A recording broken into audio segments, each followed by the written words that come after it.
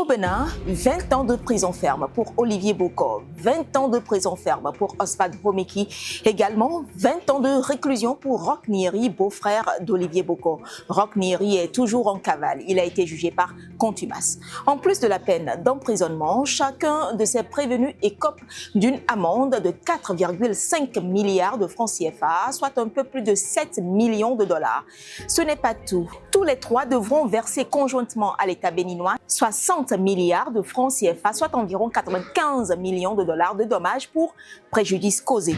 La Cour de répression des infractions économiques et du terrorisme a reconnu les trois coupables de complot contre l'autorité de l'État et corruption d'agents publics. Les trois autres accusés dans l'affaire ont été acquittés. Certains au bénéfice du doute, d'autres pour non-implication dans l'affaire. Il est à noter que ce procès s'était déroulé sans les avocats des principaux accusés qui s'étaient déconstitués du dossier pour, disent-ils, irrégularité dans la procédure. Olivier Boko était un ancien ami fidèle de l'actuel président du Bénin, Patrice Talon. Oswald Romeki, ancien ministre des Sports, était également très proche de lui. Mais que leur reproche-t-on concrètement ? Tout remonte à septembre 2024 lorsque le procureur spécial de la Criette a déclaré qu'une somme de 1,5 milliard de francs CFA avait été découverte au domicile de l'ancien ministre des Sports, Oswald Romeki. Cette somme, selon la Criette, serait destinée au chef de sécurité de Patrice Talon qui aurait été engagé afin de mener le putsch.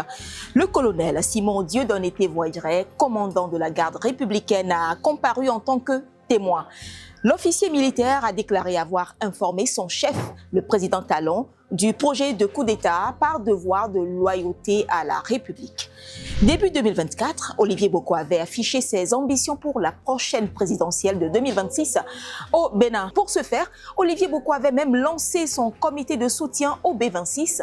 Soutenu dans cette démarche par Oswald Romeki, ce dernier, lors des auditions, avait déclaré que l'argent était destiné à financer les activités du mouvement Objectif Bénin 2026, créé en juillet 2023 pour promouvoir la candidature d'Olivier Boko à la présidentielle. Oswald Romeki et Olivier Boko ont clamé leur innocence dans cette affaire. Toutes les parties impliquées dans ce procès très suivi au Bénin disposent d'un délai de 2 semaines pour faire appel.